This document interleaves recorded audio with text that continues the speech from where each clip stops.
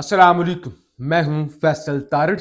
आज 21 फरवरी बरोज हफ्ता हुकूमत को जी एक बहुत बड़ी शिकस्त हुई है। हुकूमत जो 26 करोड़ पाकिस्तानियों को अपना गुलाम, अपना नौकर, अपने नीचे पांव की जूती समझना चाह रही थी, आज उस हुकूमत को बहुत बड़ी शिकस्त हुई है। हुकूमत हार गई है और बिल आखिर हुकूमत को अपना मंसूबा बंद करना पड़ा है। इस हवाले से इस वीलॉग में बात करनी है। मरियम नवाज, करोड़ों अरबों के इश्तिहारात, वाशरूमों पर भी मरियम बीबी की तस्वीर, पानी की बोतलों पर मरियम की तस्वीरें, और उसके बाद जहाज खरीद लेना, और उसके बाद रमजान के महीने में आप जाएं देखें लोग भूख से मर रहे हैं, हर चीज महंगी हो चुकी है। लेकिन जाहिर है जुर्रत के साथ, हिम्मत के साथ महंगाई बर्दाश्त करें ताकि मलका आलिया जहाज उड़ा सके। क्या फाइलें बनना शुरू हो गई हैं और मरियम नवाज के गिर्द किस तरह से घेरा तंग हो रहा है, इस हवाले से भी बात करेंगे। फिर खान किस तरह से नाकाबिल शिकस्त है, क्या दावे और क्या आलमी मीडिया के अंदर कहा जा रहा है, और ताकतवर किस तरह से बंद गली के अंदर है। इस हवाले से भी एक बड़ी पेशरफ्त है, बड़ी खबर है, वो आपके सामने रखनी है। आपसे गुजारिश है इस यूट्यूब चैनल को जरूर सब्सक्राइब करें, वीडियो को लाइक करें, शेयर करें और फीडबैक जरूर दिया करें। सबसे अहम खबर जो आज टॉक ऑफ द टाउन है, एक फायरवॉल 2024 के अंदर अचानक से बताया गया जी, चाइना की तर्ज पर सोशल मीडिया को कंट्रोल करने के लिए, नजर रखने के लिए फायरवॉल इंस्टॉल कर दी गई है। अब जब से वो फायरवॉल आई, ठीक है, असर पड़ा। हम जो सोशल मीडिया इन्फ्लुएंसर कह लें या फ्रीलांस जर्नलिस्ट कह लें, जो सोशल मीडिया के जरिए अपनी सहाफत और अपनी चीजें आप तक रखते हैं, आपको बताते हैं, चले हमें तो बहुत ज्यादा नुकसान हुआ, लेकिन इसका नुकसान ओवरऑल पाकिस्तान की इकोनॉमी को भी हुआ, और ओवरऑल पाकिस्तान के अंदर जो टेलीकॉम कंपनियां हैं वो पाकिस्तान छोड़कर जाने लगी। क्योंकि जब आपने एक ऐसा सिस्टम चाइना से लाया है जो इंटरनेट को कंट्रोल करता है, और इंटरनेट फिर इंटरनेट के साथ उसका कोई रब्त भी नहीं बन पा रहा था। एक तो होता है ना कि तमाम टेलीकॉम कंपनियों ने उसे अडॉप्ट कर लिया है और सिस्टम बड़े अच्छे तरीके से वो जो भी चला रहे हैं, जो भी रोकना चाह रहे हैं, वो अच्छे तरीके से चल रहा है। ऐसा हो नहीं रहा था। कंपनियां बंद हो रही हैं, इंटरनेट स्लो है, आईटी सेक्टर का भट्ठा बैठ गया है। लोग पैकेज तो लगवाते हैं महंगे महंगे 3-3 हजार रुपए के एक महीने के, लेकिन इंटरनेट की स्पीड होती ही नहीं। अब हुकूमत सोच रही थी कि 5G लॉन्च की जाए। एक तरफ 2G भी मुश्किल से चलती है। इवन इस्लामाबाद के बहुत सारे इलाकों के अंदर आप जाएं, वहां पे आप 2G एक्सेस नहीं कर पा रहे होते। तो 5G जाए ना, जरा सिंध, बलोचिस्तान, पंजाब के एरियाज के अंदर, केपी के अंदर इंटरनेट चलाकर दिखाएं। लोगों ने एंटीने लगाए हुए हैं आज के दौर के अंदर भी। तो अब 5G की नीलामी होनी थी, तो टेलीकॉम कंपनियां पहले ही छोड़कर जा रही हैं। फर्ज करें अगर जैज मोबिलिंग की कंपनी है, उसने कोई और भी, यानी उसने 2-3 कंपनियां खरीदी हुई हैं, लोगों ने अपने शेयर बेच दिए हुए हैं। तो अब हुकूमत ने वो जो फायरवॉल थी ना, फायरवॉल, उसको मुस्तकिल बंद कर दिया है। लगी क्यों थी फायरवॉल? लगी क्यों थी? इमरान खान के लिए, कैदी नंबर 804 के लिए, कि इमरान खान का नाम जहां पर भी लिखा जाए उसकी रीच खत्म कर दो। जहां जहां इमरान खान, कैदी नंबर 804 या एंटी एस्टैब्लिशमेंट कोई बात हो रही है, फौरी तौर पे उसको रगड़ दो।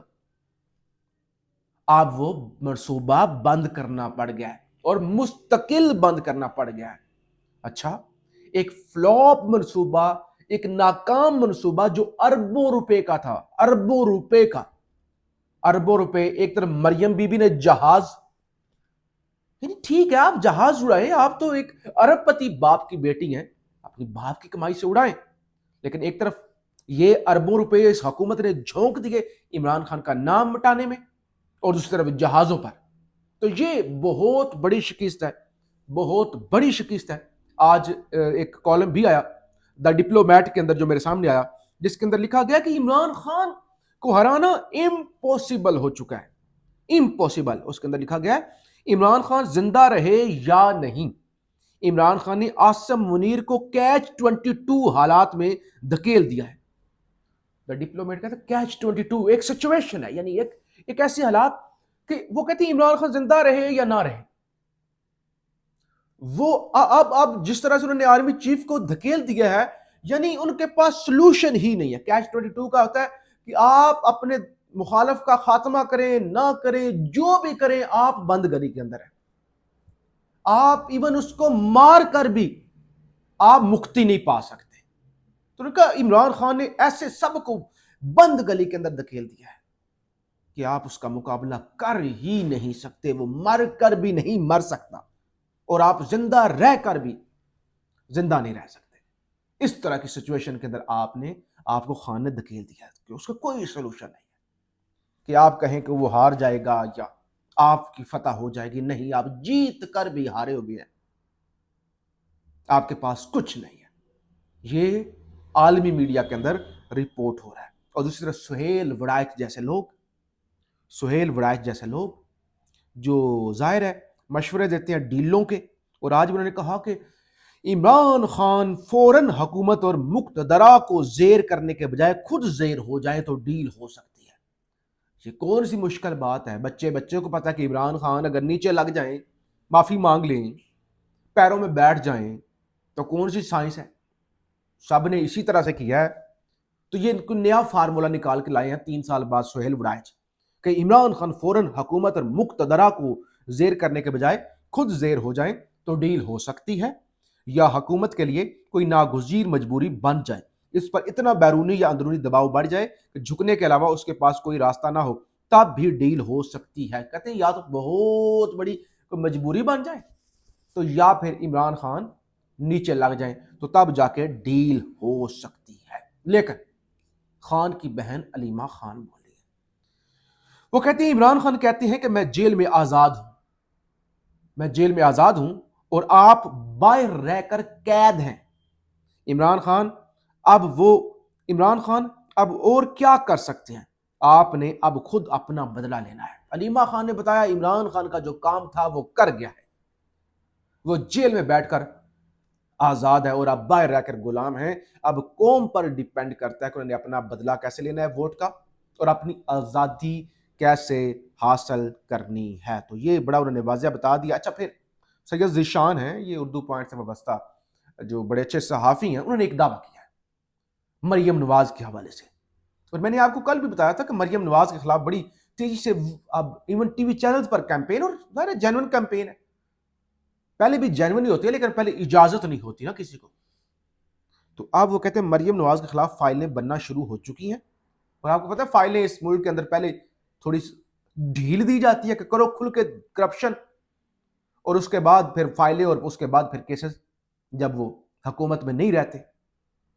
اب خان نے کرپشن نہیں کی تو ظاہر تحفوں والا معاملہ کوئی نکال کے لے آیا، کوئی عدت والا معاملہ نکال کے لایا، کوئی سائفر والا معاملہ نکال کے لے آیا، لیکن باقی ان کی تو کرپشن ہی ہوتی ہیں.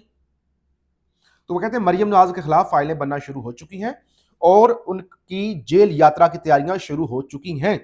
ان میں سب سے بڑی فائل CCD کی فائل ہے، جس میں 900 قتل ماورائے عدالت، 900 قتل. کسی کے نیفے میں پستول چل گیا تو کسی کے پولیس مقابلے کے اندر مارا گیا، تو 900 لوگ کہتے ہیں قتل کیے گئے ہیں. اور کہتے ہیں اور پھر انہوں نے جہاز خرید لیا ہے. یہ سب دیکھ کر طاقتور حلقے ہنستے ہیں، ہمارے پاس اس کو کنٹرول کرنے کی ایک اور فائل آ گئی ہے. کہتے ہیں مریم نواز اتنے بلنڈر کر دیے ہیں، کرپشن، CCD، جہاز، کہ طاقتور کہتے ہیں کہ یہ تو ہماری مٹھی میں ہے. ظاہر ہے یہ تو کچھ ہمارے آگے جو ہے وہ بول ہی نہیں سکتی. علی امین گنڈا پور کا بھی آج کیس تھا، آڈیو لیک کیس تھا، اور ایک لمبے عرصے کے بعد وہ سرنڈر انہوں نے کیا عدالت کے اندر، نصر منڈلا کی عدالت کے اندر، اور ان کے پھر وارنٹ گرفتاری جو ہے وہ سسپینڈ ہوئے، اور آج ان پر فرد جرم عائد کی گئی ہے، اور صحت جرم سے علی امین گنڈا پور نے انکار کیا ہے. اور بہرحال اب اس کیس کی جو اگلی کارروائی ہے وہ اپریل تک منسوخ کر دی گئی ہے. بہرحال یہ اس وقت چیزیں ہیں کہ بالآخر حکومت نے یا اسٹیبلشمنٹ نے خان کے خلاف جو بھی سٹیپ اٹھایا ہے وہ الٹا پڑا ہے.